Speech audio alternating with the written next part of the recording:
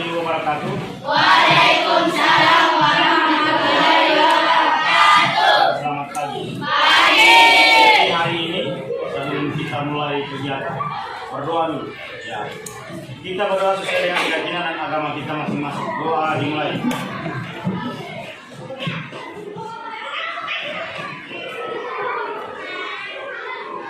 Doa selesai.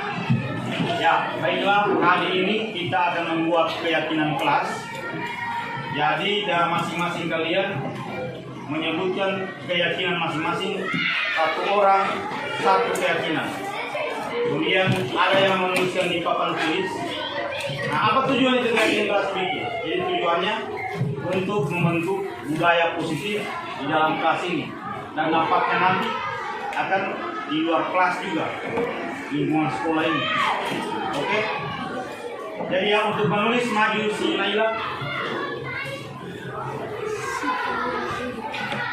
Ya, oke. Siapa yang pertama yang menyebutkan keyakinan kelas? Siapa? Coba sebutkan.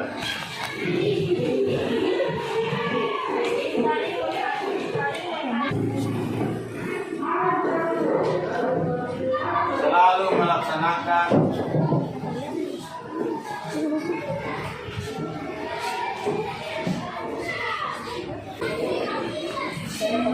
saat pelajaran berlangsung.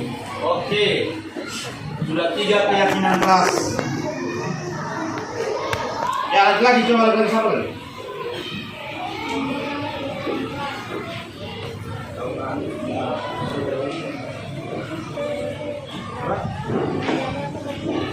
Menjaga kebersihan. Nah, ini sudah masuk di sini nih. Sama itu. Sudah, sama dengan aku. Jadi maksud sama ini. Apa lagi? Ya, Jessin. Selalu bekerja sama. Ya. Umar atau? Bekerja sama Umar. Selalu bekerja sama.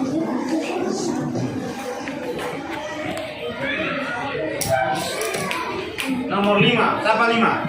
Yang di belakang sana? Keyakinan kelas. Nah. Ya. Selalu tolong menolong.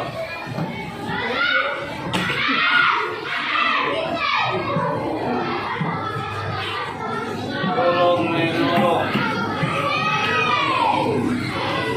6.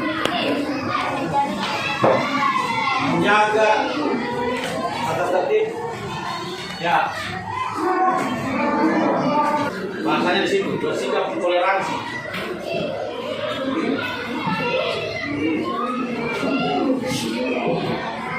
7. Apa lagi 8? Selain yang begini sama. 7. Apa lagi 8? Selain yang begini sama. Ya, oke. Sekarang mungkin 7 ini saja. Jadi ya silakan dulu aja.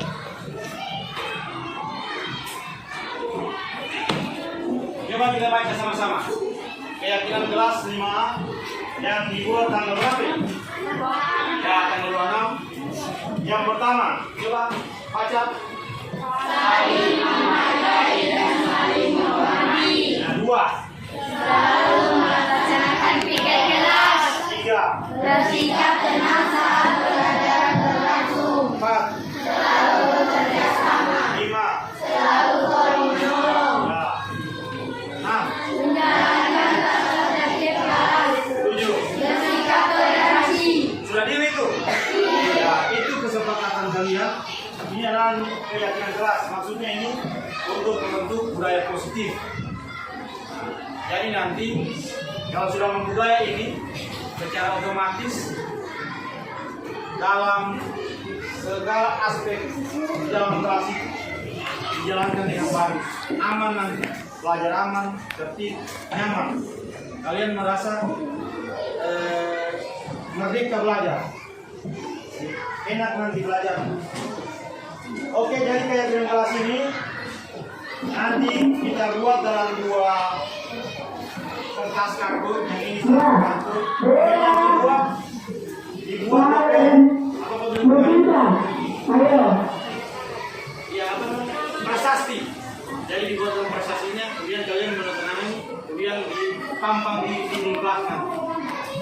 Jadi itu yang untuk membuat itu kapan kira-kira? Untuk penulisan di atas kartun ini. Ada yang bisa? Nah, oke. Ya mungkin itu saja untuk hari ini pembuatan diagram kelas yang kita sepakati bersama. Kemudian untuk selanjutnya kita membuat diagram kelas kalau dituangkan dalam kertas kartun. Oke? Assalamualaikum warahmatullahi wabarakatuh. Waalaikumsalam warahmatullahi wabarakatuh.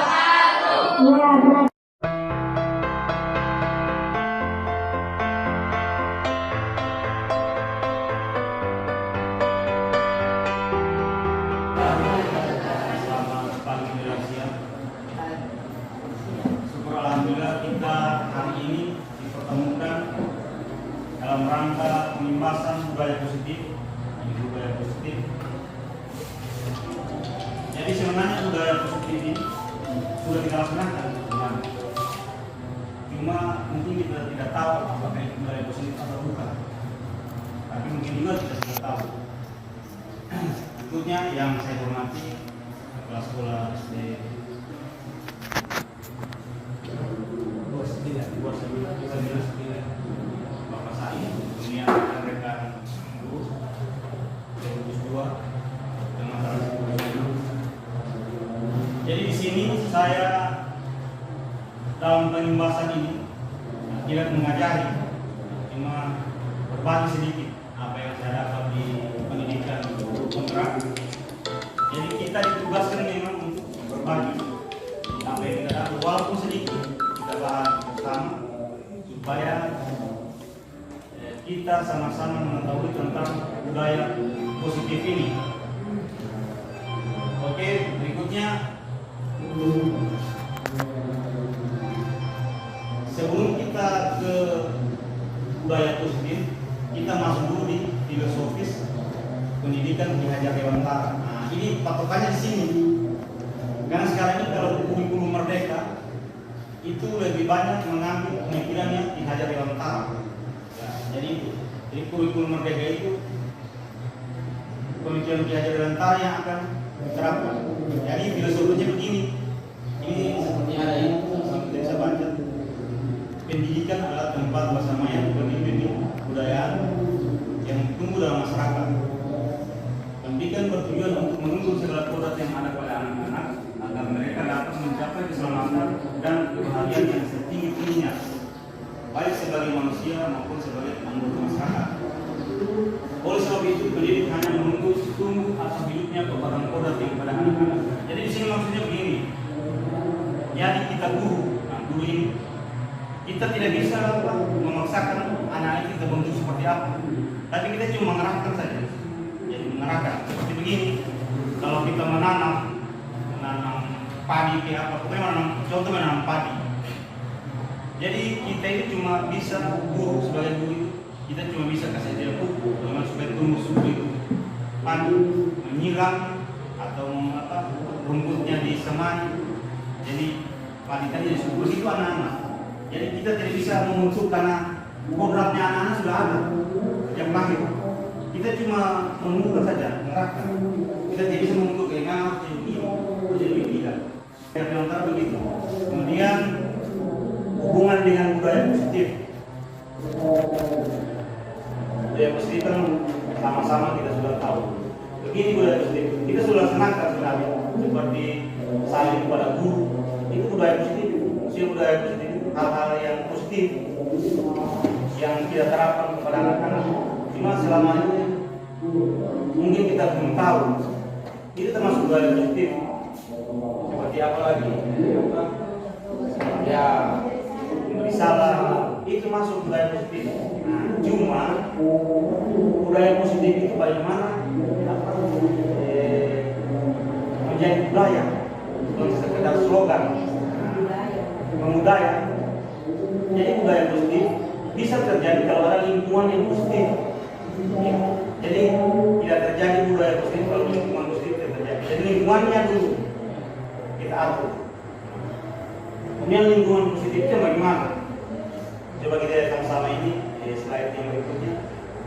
Kalau budaya positif ini pengertiannya ialah nilai-nilai bagian dari nilai, keyakinan, dan kebiasaan yang tumbuh di sekolah yang berpihak pada murid agar murid dapat berkembang menjadi pribadi yang kritis, berhormat dan bertanggung jawab. Ini intinya di sini. Itu budaya positif. Kemudian budaya positif kan saya sudah bilang dia awalnya lingkungannya harus positif dulu. Nah, seperti begini. Kalau lingkungan positif itu, jadi orang-orang di lingkungan itu, nah, khususnya sekolah, tidak ada selalu berpikir positif. Tidak ada kalau selama ini kan kita dengar selalu waktu cerita di sana bagaimana. Tidak ada itu. Kalau lingkungan positif itu selalu berpikir positif. Jadi kalau ada yang bagus kita dukung. Kalau ada yang kurang kita dukung. Jangan kita yang bagus kita bantu. Yang tidak bagus kita biarkan. Nah, itu bukan lingkungan positif ya. Jadi lingkungan positif begitu modelnya. Nah, seperti ini. Lingkungan positif adalah kondisi suatu lingkungan di mana setiap warganya selalu berpikir dan bertindak secara positif. Jadi tidak ada negatifnya, selalu berpikir positif. Positif thinking orang bilang. Tidak ada berpikir bagi tidak. Budaya positif itu harus berpikir positif. Dengan membangun nilai-nilai kebajikan dalam setiap interaksi sosialnya. Ini yang kita akan bahas yang pertama, nilai-nilai kebajikan. Kami ini kalau kurikulum Merdeka, ujungnya kan menuju profil pelajar Pancasila. Bagaimana itu pelajar Pancasila? Jadi nilai-nilai kebajikan ini ada di profil pelajar Pancasila. Coba kita lihat sama-sama. Dari lingkungan positif kita masuk dulu di disiplin. Nah, jadi di lingkungan positif terjadi kalau ada disiplin positif.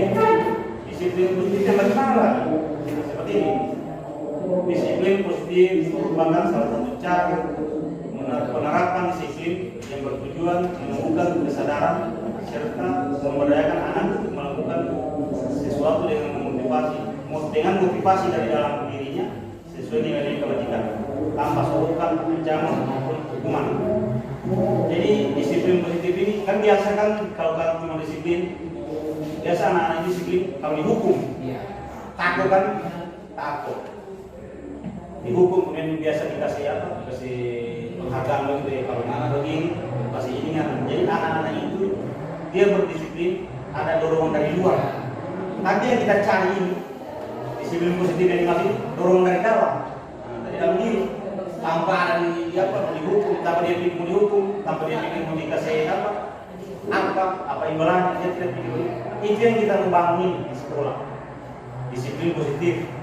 Karena kalau disiplin positif ada, lingkungan positif tercipta, kemudian ujung-ujungnya ke budaya positif. Jadi kebanyakan kita menegakkan disiplin itu kan keras. Kita tidak sadar kalau pemikiran Ki Hajar Dewantara sudah tidak boleh begitu. Jadi Ki Hajar Dewantara itu bahwa kita murid harus berpihak pada murid. Jadi berpihak pada murid itu dia luas pemahamannya. Seperti contoh begini dalam pembelajaran, misalnya matematika, ada materi seperti pecahan. Kan biasa kalau di buku itu ada kalau panjang ceritanya, kalau panjang. Nah, kalau kita berpihak, kita cari tahu bagaimana caranya supaya gampang anak-anak paham. Nah, itu termasuk berpihak itu. Dengan murid kita perlu dengan kebutuhan murid. Apa yang dia mau? Bukan berarti kita juga sama tidak. Maksudnya apa yang dibutuhkan murid ini macam pecahan tadi. Kalau mereka rasa susah, kita harus cari tahu bagaimana supaya mudah. Nanti kan cari akal, begitu ini. Berpihak pada murid. Kemudian apa lagi? Kalau dalam pembelajaran itu kita harus selalu interaksi dengan siswa. Kira-kira bagaimana kamu mau lagi belajar? Biasanya anak nggak usah belajar. Kita selingi permainan begitu. Jadi saya nggak boleh kira-kira. Bermain dulu kalau sudah dia bosan, sudah coba lagi bermain sendiri. Begitu sebenarnya. Jadi tidak bosan. Nah, kemudian berikutnya kalau kita berpikir untuk anak-anak ini kita mengarahkan terkendali, nah itu tidak boleh. Oh kita yang berpuasa di kelas, jangan. Kita sejauh pikir begitu. Karena sesungguhnya anak-anak punya kodrat sendiri tuh. Jadi pemikiran Kiai Dewan Utara itu begitu. Nah, kemudian kita itu tidak bisa kontrol anak-anak. Seperti contoh begini, saya kebakar tangan, ibu suruh saya buka itu kepala. Ini kepala bisa terbuka kalau menurut kalau saya membuka. Nah, jadi dari filosofi itu kita bisa ambil bahwa yang membuka kepala itu bahwa kita sendiri bukan ibu. Adapun kalau saya buka, mungkin karena apa? Ada dorongan dalam hati. Jadi itu, jadi sebenarnya kita tidak bisa kita itu anak-anak kita yang kita anggap bahwa kita bisa kontrol anak, tidak bisa. Karena anak-anak itu sebenarnya ada dorongan itu yang kita mau bikin di sini. Gimana supaya ada dorongan dari dalam hati yang ada itu? Gimana caranya? Ini kita akan belajar sama saya jelaskan, walaupun sedikit supaya kita ada bekal sedikit. Karena ini apa budaya positif tidak selalu harus cepat jadi. Ini berproses. Jadi bisa terjadi. Berikut yang ini nilai ketiga. Ini kalau profil pelajar Pancasila. Kalau nilai ketiga itu adalah sifat-sifat baik manusia yang merupakan tujuan mulia yang ingin dicapai setiap manusia dan seterusnya ini.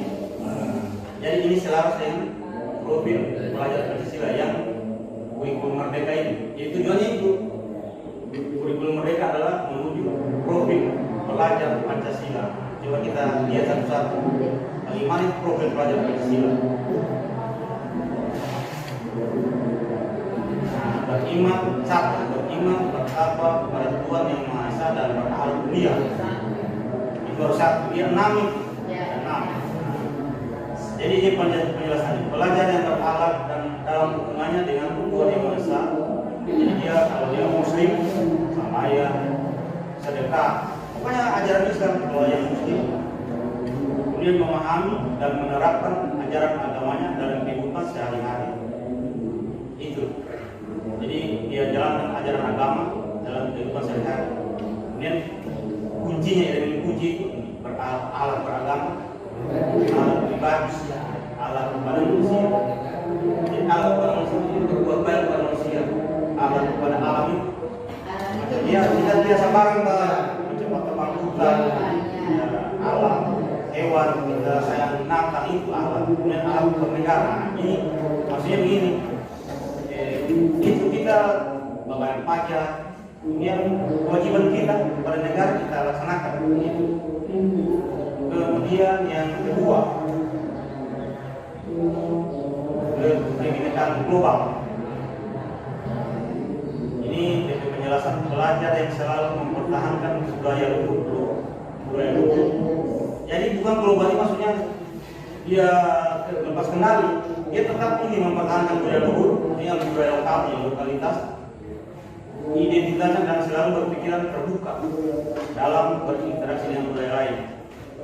Jadi dia terbuka dengan budaya lain, tapi dia tidak lepas budaya sendiri. Dia tetap pegang teguh budayanya. Kemudian dia tetap berinteraksi dengan budaya luar. Kemudian nanti ada kemungkinan itu perpaduan budaya itu, timbul budaya baru, tapi budaya baru yang memenuhi norma-norma itu tidak keluar lagi macam ini, macam budaya baru, macam ada baru. Ini tidak sesuai yang bikin panas ini, dia cocok kan? Kita kan Muslim, dia cocok. Yang begitu dia cocok. Kemudian yang kedua, yang ketiga, gotong royong. Jadi profil pelajar Pancasila ini gotong royong. Nah ini jelas, sudah tahu semua ini. Kan biasa kalau kita kerja anak-anak di luar gotong bersama-sama, sama ya, suka kerjasama. Jadi kalau kolaborasi kerjasama, jadi yang kuncinya di sini. Kemudian peduli gimana? Maksudnya dia peduli ini kalau dia ada rumah, angkat yang kamar suruh. Nah itu gotong royong. Kemudian suka berbagi. Maksudnya kalau ada temannya susah belajar, perhatikan. Ya apa yang dia tahu di dalam kelas bagaimana? Pokoknya untuk dia bantu. berbagi. Kemudian biasa kan anak-anak ada yang dia bawa jajan kan, dia ada teman lain suka berbagi semua. Jadi elemen kuncinya tiga ini, kolaborasi, kerjasama, kemudian berbagi. Peduli itu kalau ada teman yang sakit ya demo. Biasanya kan ada di UKS. Biasanya kan anak itu kalau sakit rame-rame orang melihat. Sebenarnya soalnya itu budaya sama kita ini soalnya. Soalnya sebenarnya cuma kita belum terarah. Sudah kita laksanakan, cuma kita tidak tahu bahwa sudah itu. Biasa juga ada yang tidak ada prinsipnya teman-teman. Itu termasuk itu peduli dia. Sebenarnya sudah tertanam sama anak kita ini. Cuma kita tidak tahu. Berarti tugas kita itu tidak banyak. Sebenarnya soal kita. Jadi tinggal sedikit kita. Nanti kita masuk ya cara mengatasi masalah. Nanti ada masuk di bawah. Mengatasi masalah kasus-kasus. Ada nanti kita belajar dengan menggunakan segitiga restitusi. Kemudian apalagi mandiri. Belajar yang bertanggung jawab atas proses dan hasil belajar sendiri. Jadi dia mandiri. Jadi dia belajar itu kemauan sendiri. Dia dorong lagi. Kemudian dia melaksanakan bekerja soal. Dia menengok mandiri. Elemen kuncinya kesadaran akan diri dengan situasi yang dihadapi dan regulasi diri. Jadi maksudnya regulasi diri, dia bikin aturan lah pada diri sendiri. Saya harus begini, saya harus begini. Nah, itu maksudnya.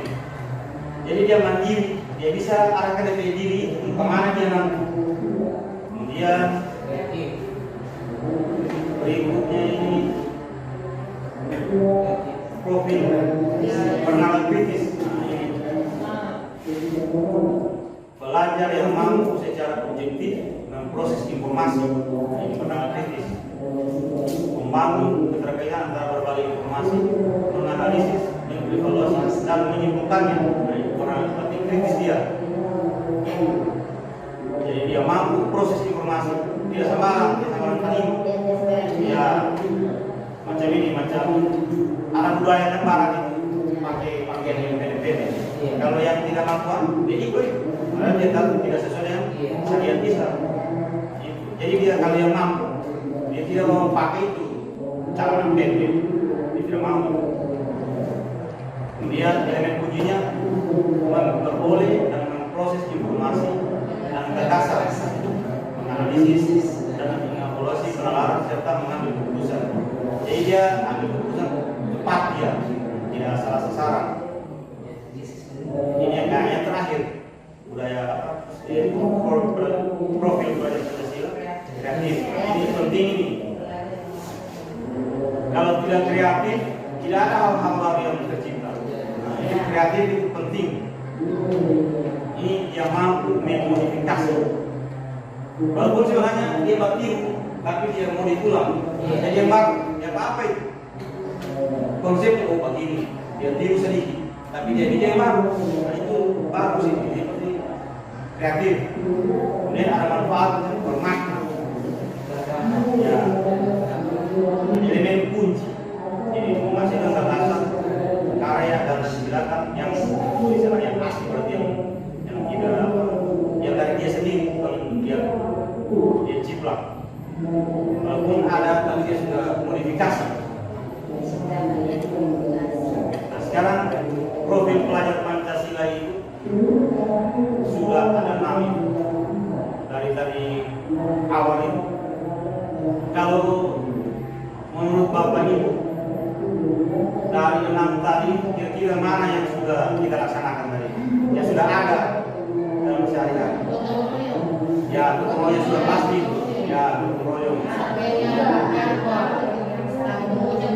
Ini kalau ini kayaknya belum nih.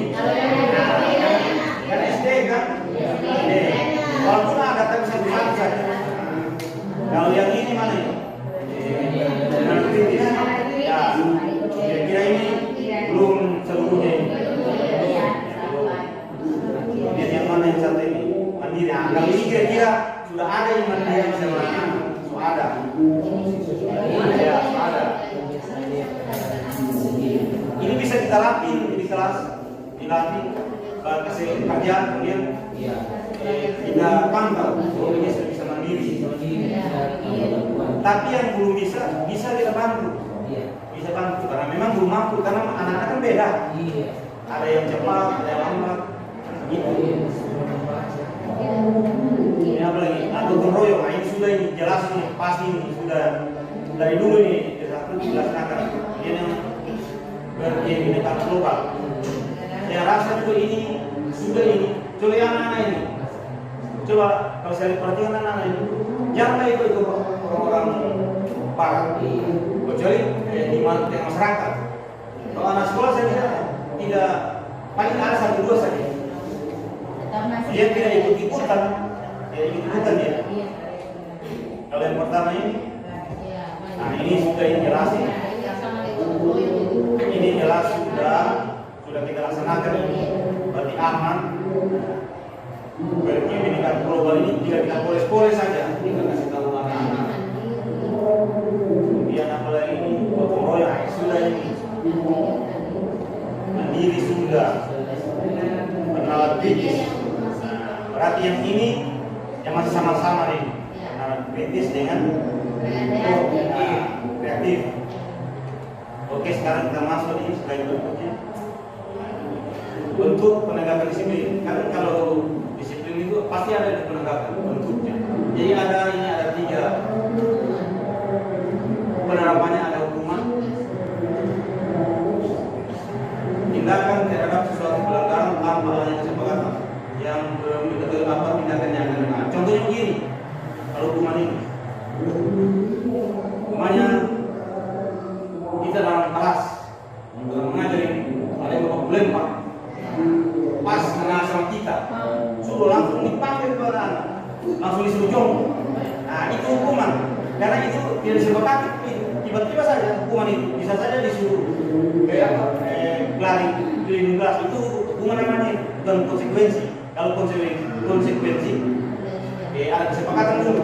Nah, murid sudah tahu apa yang nanti dia kalau dia melanggar apa yang dia laksanakan nanti. Nah itu konsekuensi namanya. Kalau hukuman dan dia tahu, guru juga tidak tahu. Tiba-tiba saja,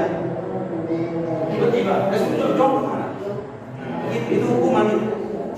Jadi terjadi yang tiba-tiba, ada kesepakatan dulu. Kalau anak-anak tahu apa yang saya salahnya itu, berhukuman tidak tahu. Kalau konsekuensi, ini sudah ada kesepakatan dulu di kelas. Kita sepakat bikin tata tertib, harus laksanakan. Kalau melanggar ini hukumannya. Melanggar ini, itu namanya konsekuensi. Orang harus tahu apa hukumannya. Kalau hukuman tidak, tiba-tiba. Tapi dari yang terakhir ini restitusi. Nah, ini yang kita mau tuju ini. Restitusi ini apa? Proses menciptakan kondisi bagi murid untuk memperbaiki kesalahannya, sehingga ia dapat kembali pada kelompoknya dengan karakter yang lebih kuat.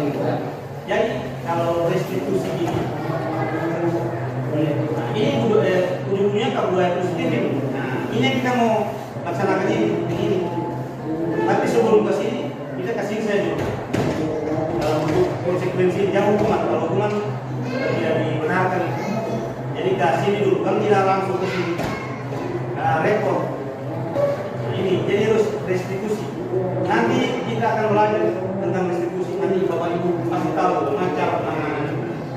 Jadi restitusi itu proses menciptakan kondisi bagi murid untuk memperbaiki kesalahannya. Jadi dia sendiri sadar apa yang salah, bukan guru yang bilang nggak salah yang harus ngambil, tidak.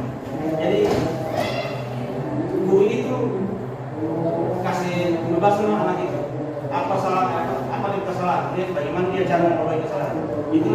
Jadi timbul dari dalam nih, sadar diri. Itu restitusi. Jadi bentuk penegakan disiplin ada 3 ini. Yang kita akan tuju ini, yang 3 ini. Restitusi. Jadi sebelum kita ke restitusi itu, kita itu kalau saya sudah bikin ini, langsung saya praktekkan. Jadi bikin keyakinan kelas dulu. Jadi keyakinan kelas ini nilai-nilai kapasitas universal yang disebutkan bersama dalam kelas. Ini dulu kita bikin untuk memenuhi disiplin positif, kemudian lingkungan positif, kemudian budaya positif. Dari sini nih kegiatan kelas. Nah, ini contoh saja. Bapak Ibu boleh dikeluarkan bikin sendiri, tergantung kebutuhan. Nah, contoh ini contoh kegiatan kelas 5. Jadi tulis di karton nanti, tulis di karton. Jadi anak-anak bikin dengan anak-anak. Jadi apa yang akan dibikin untuk bisa meningkatkan disiplin positif ini menelusur kegiatan kelas. Orang yang bikin. Kalau saya punya kemarin masing-masing bikin satu, kemudian saya saring mana yang sudah sama, satu saja. Jadi kemarin saya bentuk bikin bikin kelas seperti ini, selalu bersikap sopan. Jadi tiada kata-kata negatif di sini. Itu kegiatan kelas tiada kata negatif. Tidak boleh, nanti boleh itu tidak. Jangan dari, jangan begini, jangan begini, tidak boleh. Harus yang kata-katanya yang positif macam ini, selalu bersikap sopan, percaya dan menghormati orang lain dan barang miliknya, selalu menyelesaikan tugas. Ini hubungan dengan tugas ini, dia suka membantu dan peduli pada teman, selalu jujur dan ramah, bersikap tertib saat belajar langsung. Jadi ini kegiatan kelas bisa dipraktekkan di kelas. Ini kata-katanya tergantung gurunya, tergantung kelasnya, tidak harus sama. Yang penting kata-katanya itu positif, kata-kata yang membangun, bukan yang negatif. Hindari itu, tidak boleh ini, tidak boleh ini, jangan begini, jangan itu. Hindari yang begitu, kata-kata yang begitu. Jadi harus yang kata-katanya bernilai positif. Nah, ini contoh keyakinan kelas 5, kelas. Kemudian berikut. Dalam pemecahan masalah, misalkan kasus-kasus kita di kelas, baik di lingkungan sekolah maupun di kelas, kasus-kasus kita. Jadi kita perlu ini kebutuhan dasar manusia. Nah, ini harus dipelajari dulu. Jadi biasa anak-anak bertindak itu, biasa ada dari 5 ini yang tidak terpenuhi. Nah, contoh begini, ada anak dia suka rampas taman makanan. Ditarik itu boleh ditanyakan kenapa. Biasa kalau dia jawab saya lapar, berarti dia kebutuhan dasar bertahan hidup itu yang dia penuhi. Itu kalau dia jawab begitu. Nah, kalau dia bilang begini, kalau dia jawab saya senang lihat taman takut. Nah, berarti di sini dia ini kebutuhan kemasan, berarti dia ingin dia akui bahwa dia berpuasa. Itu sebetulnya itu macam-macam saja warna tergantung anak. Jadi ini kita harus tahu ini 5 kebutuhan dasar manusia. Kebutuhan bertahan hidup, ini makan, minum, pakaian, kebutuhan kasih sayang, dan merasa diterima. Nah, nanti di slide berikutnya ini akan ada kasusnya. Kita boleh diskusi sama-sama. Kemudian kebutuhan kehumasan, kebutuhan akan kebebasan, kebutuhan akan kesenangan. Jadi ada 5 kebutuhan anak-anak itu. Salah satu tidak terpenuhi. Itu dia itu akan menyimpang nanti. Nah, jadi dia boleh marah depan dia nanti. Nah, ini contoh kasus.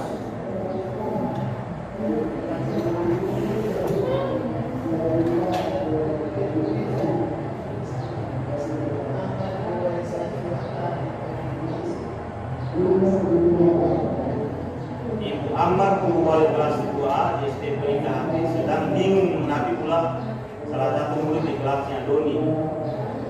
Beberapa anak di kelas 2A telah datang padanya. Doni yang seringkali meminta bekal makanan siang mereka dengan paksa. Jika Anda menghadapi situasi seperti Ibu Ambar, apa yang akan Anda lakukan? Menurut Anda kira-kira apa alasan Doni melakukan hal itu? Coba. Nah, sekarang itu diskusi ini ada satu kasus. Kira-kira kalau kita di kelas itu di sekolah masing-masing, bagaimana cara penanganan kasus ini? Kalau IBC bisa kira-kira, bagaimana kira-kira menghadapi kasus ini? Ini seperti saya bilang tadi, itu anak itu paksa minta makanan. Jadi ini nanti kasus seperti ini kita akan pelajari pakai segitiga restitusi. Itu di tadi dia pakai segitiga. Cara penanganan masalah begini. Nah, diajar kita walaupun dalam waktu yang singkat, dalam kita di CGP singkat waktu kita pelajari satu modul itu. Jadi ini modul di modul 2 ini. Jadi di modul 2, modul 1 sudah selesai, ini masuk modul 2 ini. Jadi kita membaca itu. Ini belajar, kita mengajar setelah mengajar kalau kita baca modul malamnya 1 minggu 1 kali saja itu kan. Victor, berarti tetap buka 1 minggu 1 kali. Jadi Ibu Ambar, guru wali kelas. Yang siapa yang bisa ini? Bahas selesai kasus ini.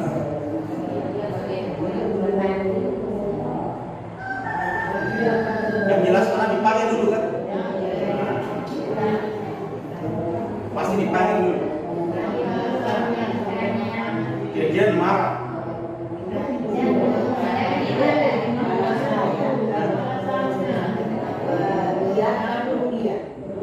Bagaimana caranya itu si Doni, apakah teman sekelasnya itu berikan dia atau tidak? Kalau dia berikan, biarkan apa yang terjadi. Kalau memang dia kasihkan, apakah itu makanan dia selesai dia makan, ataukah cukup makanan itu dimakan banyak orang atau baru diarahkan. Coba lihat makan banyak orang. Tapi bagaimana dengan teman yang punya yang lagi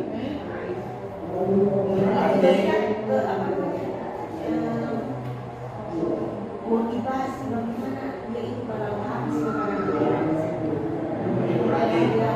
kesadaran ini. Tapi dikasih kesadaran itu aman. Yang lain siapa yang bisa? Ini bagus ini penanganan ini. Kalau gitu saya iya. boleh tapi dibagi dua. Berarti Tapi sesuai dengan siapa yang dimintakan itu. coba kita baca lagi. Kalau memang dia tidak kasih berbeda, kemudian Seringkali meminta bekal makanan siang mereka dengan paksa. Jadi Doni itu paksa. Paksa dia ini. Dia paksa. maksa dia. Kalau orang dia minta apa lain, dia kasih duit. Coba kaitkan dengan yang tadi ada 50 tahun manusia. Nah ini. Ada kaitannya dengan ini. Berarti anak ini ada yang terpenuhi. Masih kebutuhan, ya kebutuhan kasih sayang. Ini Kebutuhan bertahan hidup ini, Kak. Kebutuhan bertahan hidup. kebutuhan bertahan hidup. Iya.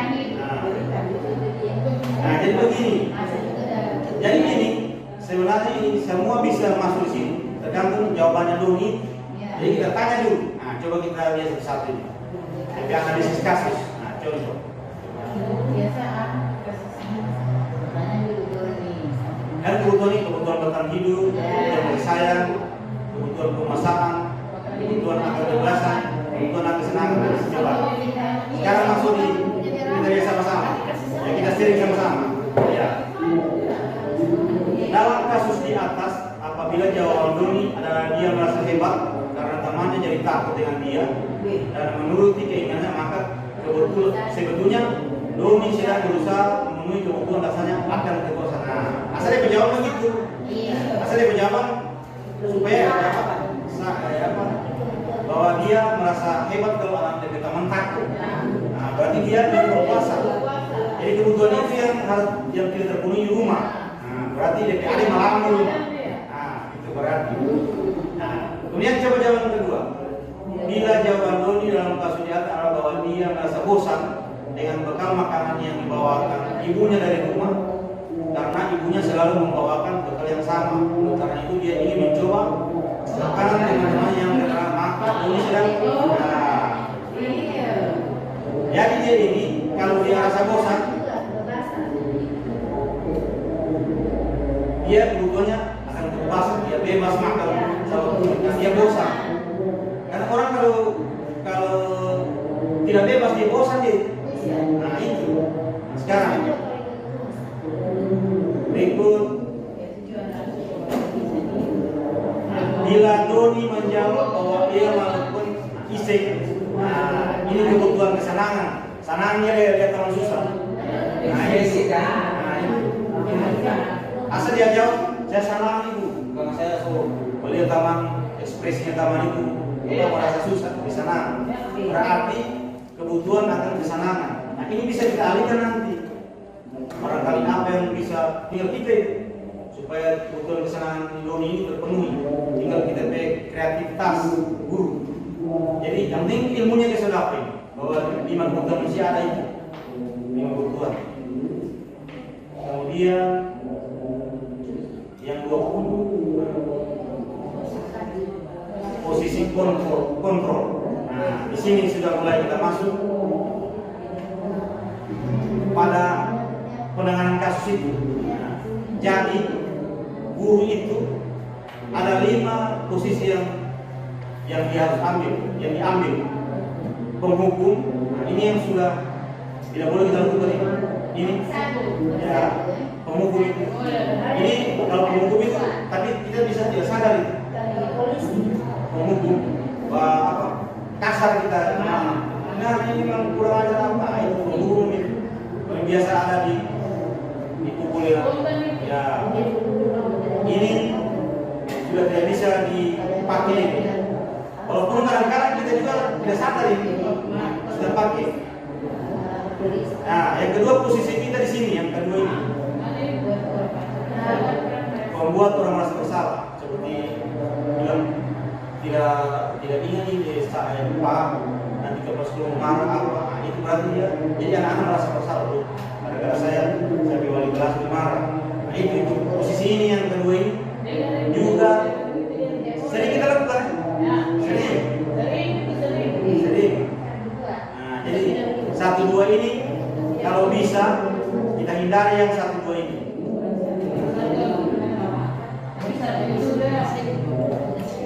Penghukum membuat orang merasa bersalah. Kalau bisa kita hindari. Nah, kalau sebagai teman, ini sebagai teman macam Pak juga pernah begitu. Ya, saya akan bagaimana di sini yo. Aku tidak apa-apa, cuma bagaimana cara supaya nanti. Nah, itu teman itu. Bagi teman, nah itu masih boleh itu, kayaknya masih boleh karena itu tidak terlalu anak-anak kan tidak takut. Nah, cuma dampaknya ini anak-anak nanti tergantung kepada kita. Kalau kita dia tidak mau bikin, itu dampaknya. Jadi ada kelemahannya. Kalau mungkin karena kalau guru lain dia tidak dengar. Ya, itu kelemahannya. Tinggal kita yang pikir-pikir. Kalau yang dua ini jangan kita ambil yang 1-2 ini. Yang 3 boleh lah sekali-sekali. Nah, kalau pemantau ini dia seperti pemantau begitu. Dia memantau macam dia sudah ini berhitung berapa kali kau perlu begini. Apa yang bisa kamu lakukan supaya lebih baik lagi. Itu yang pemantau itu. Nah, yang ketiga ini yang kita tuju ini restitusi. Tadi kan ada yang menciptakan kondisi bagaimana murid itu supaya punya motivasi dan dalam diri. Ini yang kita pegang ini guru ini menuju ini. Tapi tidak bisa kita langsung ke sini. Pelan-pelan dari teman dulu, kemudian pemantau, kemudian restitusi. Kemudian yang selain berikutnya ini. Nah, dalam restitusi itu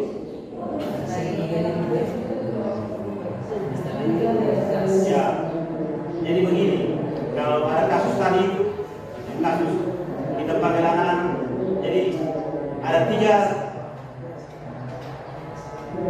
cara kita menangani kasus. Jadi pertama anak-anak itu, dia boleh kita langsung pokok masalah, kita kasih tenang dulu, kasih stabil dulu ini. Guru bisa berkata begini, setiap orang pasti pernah berbuat salah. Bukan cuma kamu yang pernah melakukan. Jadi dia senang. Saya ini syaratnya. Boleh juga kita kasih istighfar anak-anak. Kita mesti istighfar kan biasa itu. Kalau kan aku itu dia emosi. Nah, istighfar atau kasih tarik nafas dalam-dalam, atau kasih minuman ikuti dia. Sebentar kasih stabil dulu. Jadi dulu langsung di masalah. Nanti lebih kacau, lebih pikiran. Nah, jadi itu jadi menstabilkan identitas. Jadi kita ini sebagai guru itu ambil di posisi manajer. Nah, posisi manajer kita. Ini syarat tadi bukan manajer ini. Pemantau posisi manajer. Posisi manajer yang kelima ini. Kita mau ambil yang kelima ini, yang posisi manajer ini. Berarti manajer itu pengertiannya kan mengatur, bisa mengatur. Ini dia. Kemudian dalam posisi manajer ada 3 hal yang harus kita lakukan menangani kasus itu. Yang pertama itu menstabilkan identitas. Jadi saya tadi pun saya bilang istighfar, istighfar. Tapi biasa 2 kali. Istighfar bukan 2. Karena kalau dia, kan biasa 27. Itu pernah terjadi berbohong sama saya. Jadi saya praktekkan ini. Jadi anak-anak 2 ini main kelereng. Jadi yang satu ini kelereng semua masuk dia tangan kaki supaya tidak masuk. Nah, sudah. Yang satu dia terima. Pak kalian orang. Nah, saya bilang kebetulan juga semua materi itu orang itu. Ah, ini saya praktek ini. Sudah saya kasih dulu. Jadi ini ceritanya. Tahu apa Pak panggil kamu? Dia tahu apa? Jadi sudah, langsung kasih stabil tuh. Posisinya saya dulu. Pak berkelahi biasa. Saya tahu ini. Biasa Pak juga dulu biasa berkelahi. Biasa ini. Cuma ada cara lain supaya ada cara lain yang kita lakukan supaya tidak terjadi perkelahian. Jadi kembali ke situ. Baru masuk di posisi validasi. Jadi saya tanya, nah kalau validasi tanya alasan, kenapa dia berbuat begitu? Jadi saya tanya mana tadi? Apa alasannya akar? Tanda pertahanan kelereng nekat. Dia bilang, saya ingin menangkap.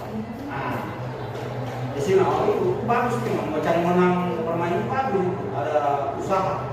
Tapi saya bilang mencari menang itu ada cara lain. Setahu itu ada cara lain yang lebih bagus, yang tidak menyinggung teman, yang tidak menyinggung teman. Sudah baru masuk di penyampaian kita. Jadi saya kasih tahu yang sama Atar ini. Dia bilang apa yang Atar yakin bisa untuk berubah nanti yang lebih baik. Jadi dia langsung dia bilang, saya minta maaf. 1, kali kedua, bermain saya kurang lagi. Sudah jadi. Jadi aman. Anak-anak yang salah ubah. Jadi saya praktekkan itu. Pas papa begini memang cocok itu masalah yang muncul ini. Saya masuk di segi 3 restitusi ini. Jadi yang pertama kasih stabil dulu anak-anak. Biasa kasih debat dulu atau minum air. Kalau saya suruh dulu pertama lalu di belakang.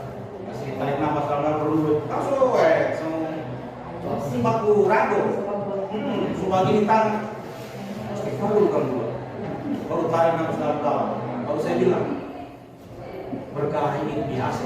Juga dulu biasa. Tahu itu, jadi stabil kan, saya tersamin, emosi saya turun, baru masuk di validasi. Di validasi itu alasan, tanya alasan kenapa dia perlu begitu.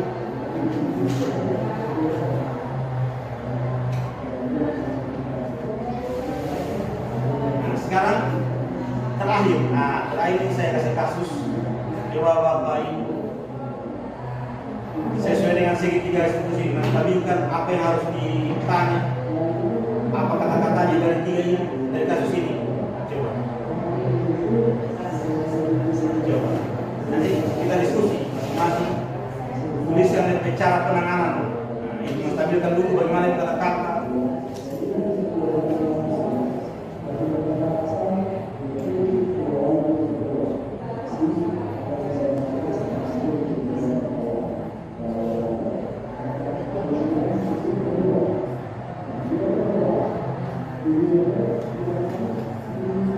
Jadi ini pertanyaan. Yang pertama posisi kontrolnya apa? Ini prosedur akan ada 5. Nah, ini hukum, pembuat proposal, pemantau manajer. Manajer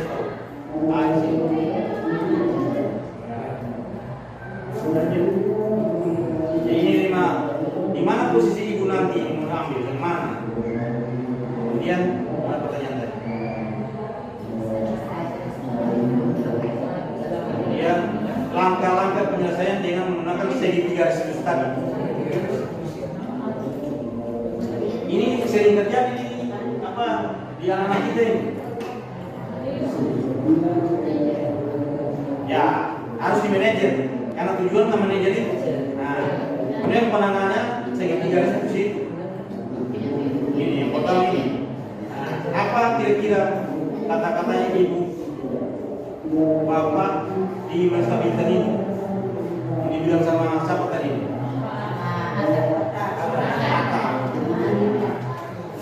Kata ini apa dia? Gambar-gambar ini. Ada kira-kira sering kan di sini kan? Ada sama sekolah itu. Itu. Jadi lihat di sini kalau posisi jelas posisi manajer kami. Nah, penanganan kasus ini kan beda-beda dulu. Kalau menstabilkan ini bagaimana? Validasi tindakannya bagaimana? Dia menanyakan keyakinan. Nah, ini ada hubungannya nih keyakinan kelas ini yang kita bikin nanti. Makanya penting ini bikin keyakinan kelas. Tulis di kertas karton. 2 kertas karton bisa dibikin. Yang satunya prasasti. Jadi tanda tangan anak semua. Dikasih cuma bikin ini. Jadi prasasti tanggal sekian dibuat keyakinan kelas ya. Dibuat keyakinan kelas kelas berapa? Ini nama-nama. Jadi pampan dia. Iya, 20 anak sekolah di sekolah. Ya, satu karton untuk keyakinan kelas berapa poin? Kemudian yang satu itu untuk prasasti. Jadi prasasti keyakinan kelas, kata-katanya juga pada tanggal sekian hari ini sudah dibuat keyakinan kelas dan seterusnya. Tinggal kata-katanya ibu tulis itu. Baru anak-anak bilang tanda tangan. Jadi anak-anak lihat ini yang terlalu bikin. Tapi yang dibikin harus dilaksanakan. Kan orang bikin bukan pikiran gitu. Jadi begitu. Jadi secara tidak langsung pelajar anak-anak bertanggung jawab apa yang dia bikin. Kalau padahal kira-kira kasus ini, kalau posisi menstabilkan ini, apa kira-kira pada malam ini? Kan dipanggil 2 anak.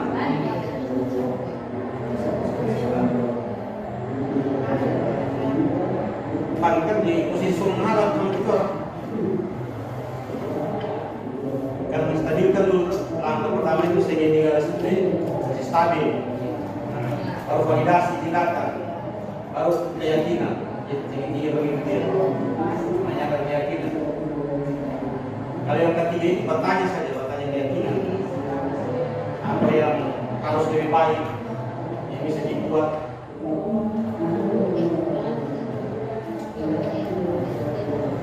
Kalau itu aja kira-kira bagaimana kira-kira?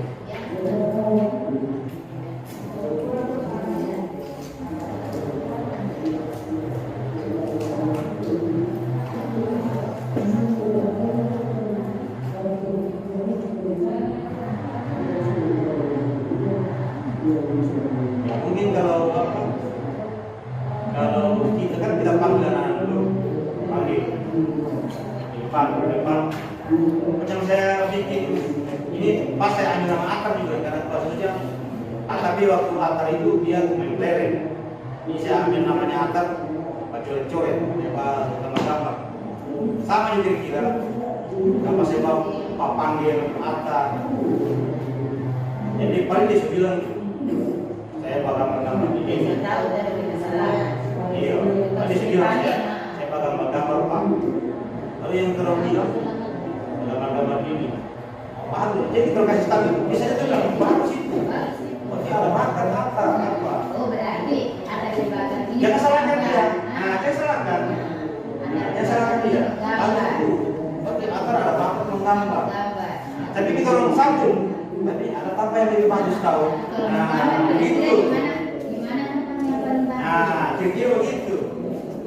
Kira-kira tapi ada tempat yang lebih tepat untuk menurunkan bakatnya akar. Makanya dia pikir gimana? Pasti dia di buku, nah ini harus mulai dari dirinya kan, begitu. Ya, iya. Itu gambar kah atau di mana? Yang penting bukan di tembok, karena pasti kalau di tembok itu mengganggu keindahan sekolah. Itu kalau seperti yang pertama tadi menstabilkan. Nah, kira-kira kalau yang kedua ini kalau dia setengahkan, paling kita orang tanya, kenapa? Alasan apa? Kenapa atau sesuatu mengapa di banyak kertas pada itu? Kira begitu orang tanya. Tapi turunnya marah-marah.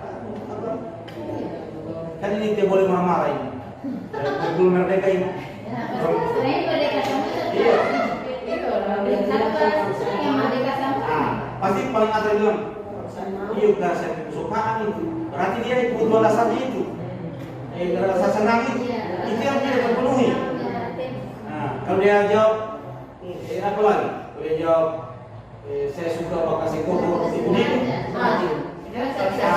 Berarti kebebasan sekali. Dia suka bebas. Nah, tinggal termarahkan. Oh, kalau begitu tapi ada yang nampak lebih bagus, yang lebih terarah, yang tidak bahan lingkungan atau merusak lingkungan. Pasti dia mengerti. Itu di validasi tindakan. Gambar buku apa nanti juga kita ulang Nah, itu begitu. yang ada gambar Nah, itu. Begitu sebenarnya. Sebenarnya juga ini kalau saya pikir-pikir. itu yang sudah sering terangkan. Ya, sudah sering terlaksana. Iya. Terus tidak sadari. Guru juga tidak sadar. Ya, terus dia sadari bahwa memang itu sebenarnya suara di sini. Suara di sini itu. Iya.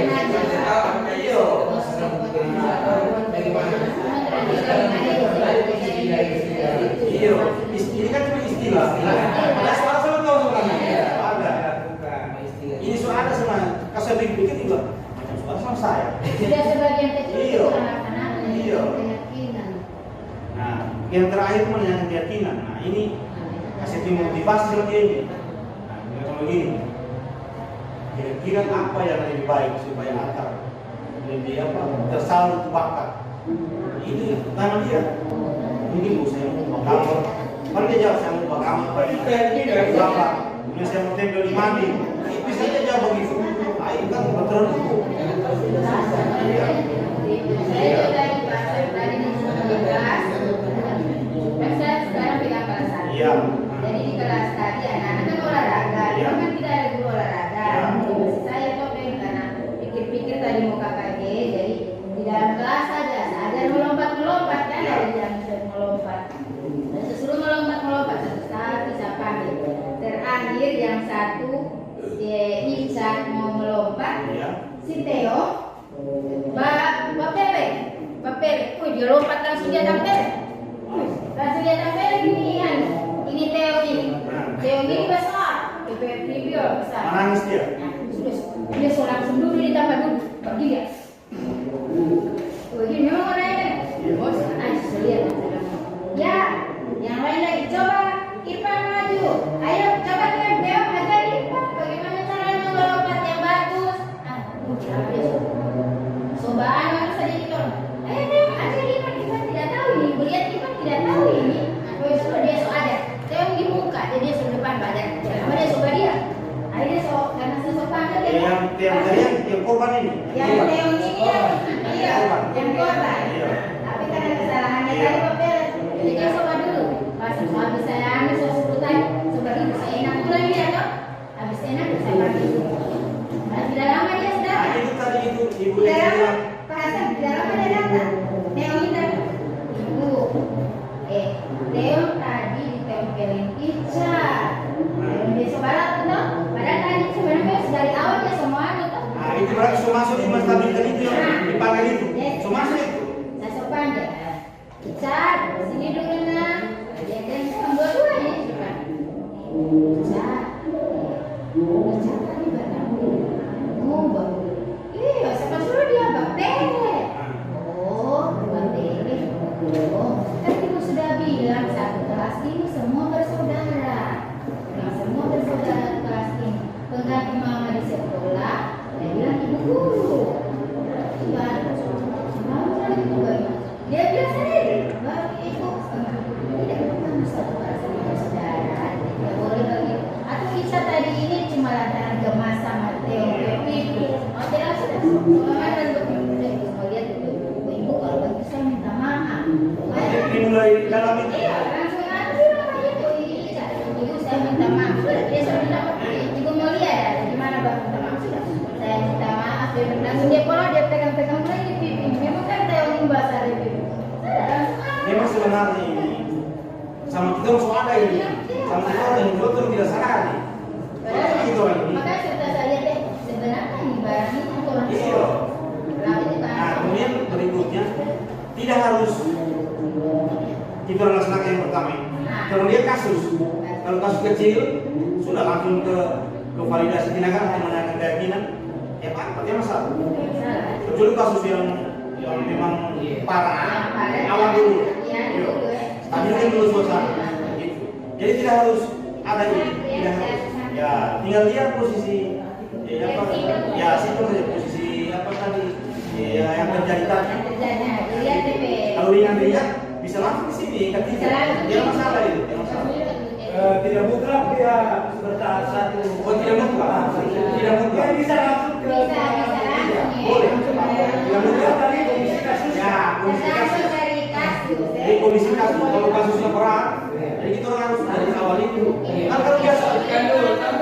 kasus berat. Iya. Kedua, nah ini harus pakai yang satu dulu. Iya, lanjutkan. Lanjutkan dulu. Nah kalau cuma sendiri, kayak kita sendiri, nah boleh langsung ke sini. Tidak apa-apa. Apa itu? Tidak masalah.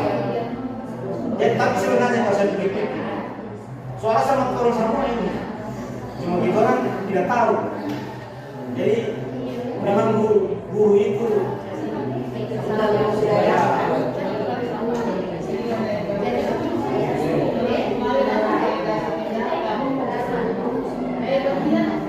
siapa lagi kira ada kasus seperti ibu yang sudah ada kasus dijelaskan dia mengintur dia ada kasus. Biasa kalau kasus selamat bagaimana penanganan?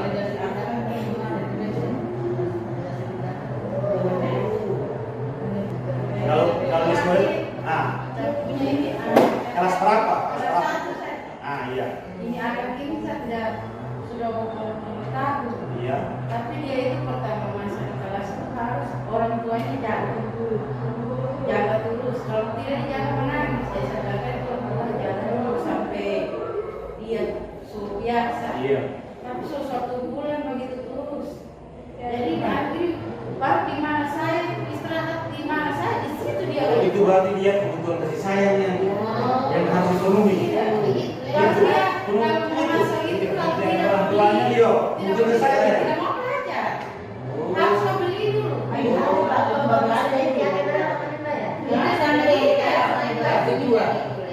Jadi dia ini biar kemana, di mana saya mana itu biar turun lagi kemana tidak mau. Oh berarti dia kebutuhan kasih sayang. Nah, itu bisa pelan-pelan. Dia bertahap itu. Pelan-pelan itu. Bagaimana caranya supaya dia bisa mandiri?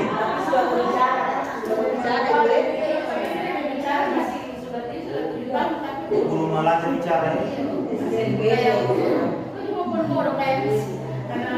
Itu kalau dia tidak mau belajar, pokoknya itu dia bangun kalau bukan dia tutup di meja jadi dia saja dulu di situ. Betul. Iya, betul.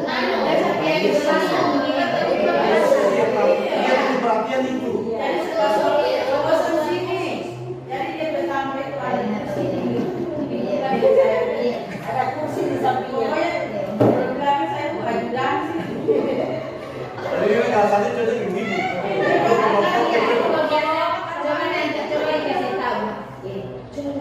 Sudah. Tapi udah menangis kalau sekolah dia sangat aman. Ada orang lagi.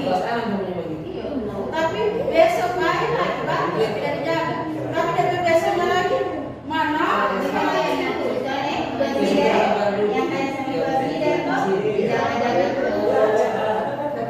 Tapi dia memang kalau yang begitu Pak, bukan hanya satu orang wali kelasnya itu yang bisa melihat, harus dengan lain dari dia teman-teman itu sampai 2 harus ada yang diri saya Pak, kelas 2 sering saya kasih tahu dia lewat buka kelas karena ada namanya sepeda sekarang saya ibu boleh teman yang lain gimana kenapa jadi nanti ada mama Tidak bisa jelaskan. kalau itu saudara semua juga ada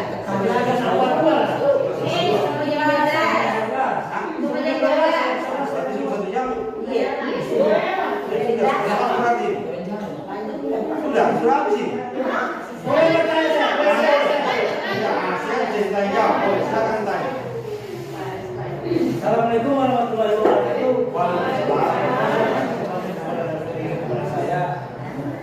Saya dalam pertemuan ini sebetulnya sebelum Bapak menanyakan budaya positif, jadi setelah saya melihat apa yang saya sudah memahaminya, walaupun belum semuanya, tapi sudah ada sedikit yang saya ketahui dari materi yang diberikan oleh CGP. Yang ingin saya tanyakan tentunya dalam hal ini tadi sudah dipaparkan bahwa Slide berapa? yang pertama tadi budaya positif itu nilai-nilai keyakinan. Yang maksudnya budaya positif adalah nilai-nilai keyakinan dan kebiasaan di sekolah yang berpihak pada murid. Tentunya pada murid. Yang ingin saya tanyakan, apa yang harus dilakukan oleh seorang guru terhadap siswa untuk mewujudkan atau mempertahankan budaya positif yang sudah ada di sekolah tersebut? Ini yang pertama. Yang kedua, bagaimana cara menciptakan budaya positif di lingkungan sekolah itu? Bagaimana caranya? Yang pertama mempertahankan. Iya, Mempertahankan budaya. Iya. Kemudian yang kedua Menciptakan. Oke, yang pertama itu mempertahankan budaya positif yang sudah ada. contohnya jangan salam tahu Pak Jadi budaya positif itu kan nilai-nilai. Iya. Ya, nilai keyakinan atau kebiasaan yang tumbuh di sekolah yang berpihak pada murid. Jadi ini intinya ke murid ini. ya Tapi tidak terlepas dari guru. Nah, jadi cara mempertahankan itu kita guru kasih contoh yang bagus. Nah, jadi budaya itu dari guru yang menciptakan itu.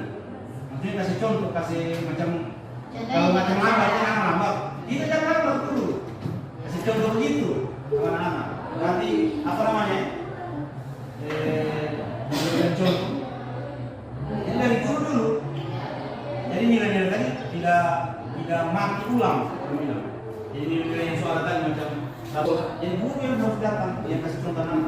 Jangan kita bilang anak-anak, jangan lama kalau jam 7 dalam sekolah. Kita datang jam 7.15. Nah itu. Jadi anak-anak lihat. Sama Bapak Guru lambat. Apalagi saya. Jadi nilai-nilai yang kita tanam tadi jadi hampar ulang. Jadi dari guru yang kasih contoh. Kemudian punya stakeholder sekolah itu yang kita sebagai pendidik, tenaga pendidikan, kita harus berperan di situ. Dan semua community. Jadi tujuannya kita supaya murid-murid tadi punya budaya positif. Tapi kita menciptakan. Nah, dia mau kasih contoh yang nilai tadi, macam ya. Jadi anak-anak tadi bisa melihat sama kita sebagai guru. Nah, kemudian mempertahankan berikutnya. Kira-kira menurut Bapak Ibu, pengalaman Bapak Ibu, apa kira-kira bisa mempertahankan budaya yang ada itu? Dia budaya yang sebagus itu, nilai-nilai yang sebagus itu. Selain kasih contoh itu, coba saya kasih terangkan ulang. Saya tahu kalau kita mempertahankan berarti kita jangan berubah. ya terus berarti Kemarin tetap belajar ya jadi kira-kira begini. Jadi kan tadi kasih contoh. Nah, yang kedua mungkin kebiasaan. Penting kebiasaan. Dua itu, kalau dua itu kita sudah pegang, insya Allah itu budaya positif itu bisa berjalan selamanya. Jadi pembiasaan, kemudian kasih contoh. Nah, keteladanan. Jadi percuma kita suruh macam mana sama yang kita sama itu nanti. Gitu. Jadi kasih contoh keteladanan, kemudian biasakan. Macam masalah ini, jangan ada konsisten. Kalau putus itu adalah sudah jadi hamba ulang. Jadi dua itu kuncinya. Jadi yang pertama kasih contoh, kebiasaan penting. Ini yang kedua apa tadi kita Menciptakan budaya itu. Budaya baik. Nah itu ada tadi menciptakan budaya mana slide berapa ya? Nah lingkungan positif itu. Positif ya. Ini yang pertama. Lingkungan positif ini dulu diciptakan. Nah dengan cara apa itu tadi kita guru-guru ya apa? Tahu saya melakukan hal macam cerita ini, cerita sana. Yang kita lakukan itu yang positif saja, maksudnya yang lebih bermanfaat. Seperti kalau kita kumpul-kumpul di teras, macam ramai tidak masalah, iseng-iseng. Ya, tapi yang lebih besar itu kita berdiskusi. Kan setiap materi ini saya bawa, begitu itu mulai positif. Jadi tidak cuma bahan bekal lokal, dihindari. Walaupun secara manusiawi pasti itu berkelompok, cuma jangan terlalu dasar itu. Ya, hindari sedikit lah. Ya, kemudian apa lagi? Ya, lingkungan positif itu tadi cara itu tadi. Kemudian yang kedua langkah itu disiplin. Habis lingkungan sudah disiplin. Nah, disiplin positif tadi itu bagaimana tercipta itu kita bikin keyakinan kelas dulu tadi. Keyakinan kelas kan ceritanya 6 kelas ini. Anak-anak kan lingkungan kelas dulu kita ada lingkungan yang kecil. Baru nanti berimbas keluar. Jadi bikin ini apa? Keyakinan kelas supaya tercipta disiplin positif. Kalau disiplin positif tercipta, lingkungan positif tercipta. Lingkungan tercipta, budaya positif tercipta. Kemudian disiplin positif tadi ini bisa kita lakukan ini berdasarkan nilai kebajikan. Nah, dari situ nilai kebajikan kita tanamkan itu pada anak-anak. Dorong sadar sendiri, dimulai dari dalam diri sendiri. Itu. Kemudian, nah, cara penanganan tadi itu tadi sudah kita praktekkan dari segi 3 resolusi. Kita posisi manajer, jangan penghukum, jangan pembuat merasa bersalah. Kalau boleh sebagai teman, pemantau atau manajer itu paling bagus. Cuma kan kalau langsung ke manajer terlalu kan, terlalu apa? Bagaimana ini bilang? Terlalu muluk lah. Tapi pelan-pelan kita akan ke sana. Walaupun so ada itu sama kita itu. So ada. Kira-kira begitu.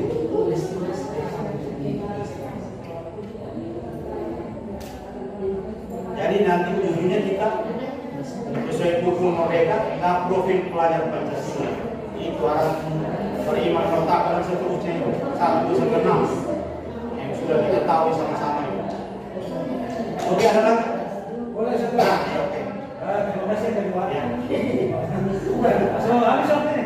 Tidak keluar. Yang saya ingin tanyakan segitiga eksis ya, mengenai pembacaan masalah. Iya. Saya betul ada tips untuk yang dari Bapak, dari asesor atau pemateri untuk menangani anak yang di mana anak tersebut di dalam kelas yang sering mengganggu temannya atau biasa jalan-jalan di dalam kelas biar sudah ditegur berulang kali, tetap dia lakukan hal tersebut.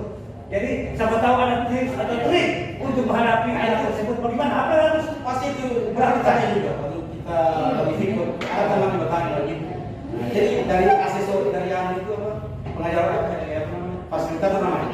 Saya kalau fasih bilang lihat kebutuhan dasar dulu langkah-langkahnya, identifikasi dulu apa kebutuhan dasarnya yang kita penuhi. Itu tadi ada 5 tadi. Itu identifikasi. Orang cari tahu bagaimana di rumah lagi. Dia cari tahu di rumah apa yang dia butuhkan. Biasa anak-anak begitu. Memang kasih sayang kurang. Anak-anak yang suka mengganggu itu suka kecil itu pasti kasih sayang.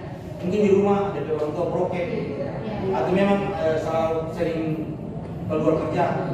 cuma dia sampai nanti tidak berkata orang tua, itu berarti ke saya. Nah, dengan cara pendekatan, nah itu memang guru dituntut lebih sabar nih, sabar. Jadi itu kita teliti dulu, lebih kebutuhan dasar anak kita tadi, supaya kasih obat tidak salah.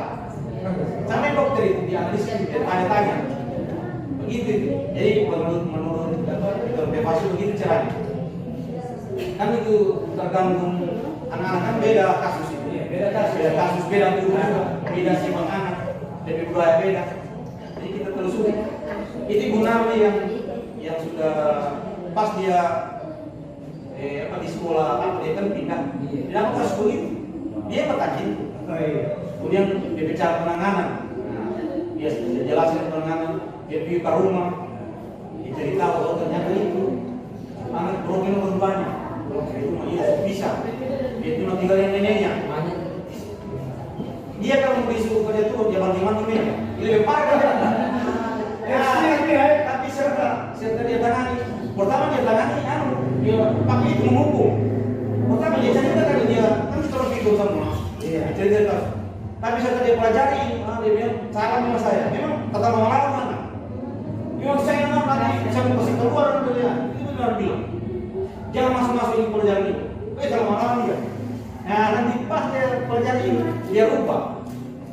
Penanganan pakai dia setiap pakai posisi manajer, kemudian pakai segitiga sekali. Dan sekarang berubah lagi. Kalau mau cari tahu kan soalnya kalau ada beberapa yang benar tanya bagaimana bicara. Dia sudah yang nyata yang bukan yang karang-karang.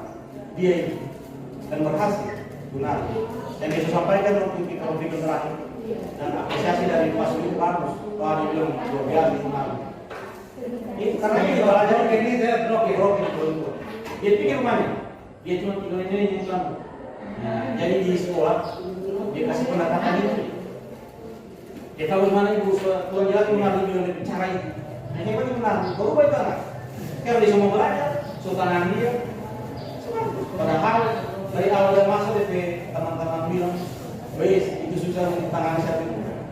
Tapi sekarang alhamdulillah secara walaupun perlahan tapi ke arah itu lebih bagus.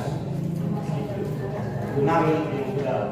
Memang Pak di dalam maksudnya di satu sekolah pasti ada di satu kelas hal-hal pasti ada, tidak ada. Semua itu kelas pasti ada kasus. Macam-macam ada kasus. Tinggal guru itu yang tangani. Nah, dia mau ambil posisi apa? Manajer. Jadi paling bagus yang manajer. Kalau bisa teman dulu. Ya, kalau kita belum bisa manajer, posisi teman dulu. Teman akan pelan-pelan kita bawa ke ini posisi manajer kita. Kemudian penanganan kasusnya segitiga itu. Bakasnya stabil, validasi, dia makanya keyakinan. Itu. Ya oke, bagaimana masalah? Memang kita orang di sini di orang di TGP kasus kita. Kalau kita orang bagaimana cara selesai kasus ini?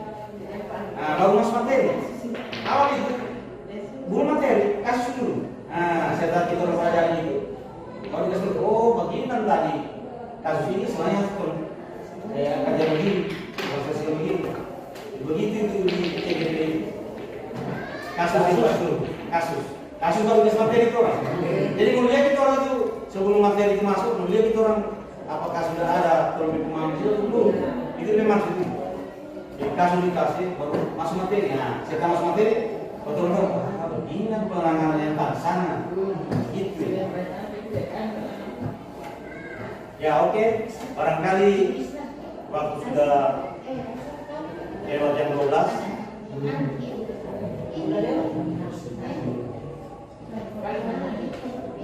Jadi materi ini sampai di segitiga institusi. Sebenarnya materi banyak. Sebenarnya banyak kalau menjelaskan satu hari tidak habis. Nah, saya cuma ambil yang penting-penting saja. Sebenarnya banyak materi ini. Bukan cuma ini.